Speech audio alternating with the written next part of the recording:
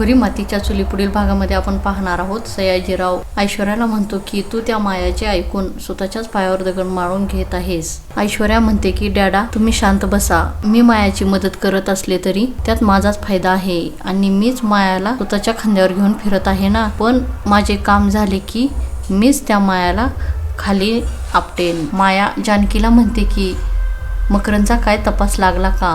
जानकी म्हणते आम्ही सर्व बाजूने शोध घेतला पण मकरंदचा पत्ता लागत नाही कारण त्याने त्या जुन्या खुणा सगळ्याच पुसून टाकल्या आहेत की त्याच्या कोणी जवळच्या माणसाने. तेव्हा माया म्हणते की मग आपण कसे शोधायचे? तेवढ्यात जानकी म्हणते की आणखीन एक दुसरा पर्याय आहे. पुढील भागामध्ये आपण पाहणार आहोत. जानकीच्या हाती मकरंद लागेल का हे पाहणे खूपच मनोरंजक आहे.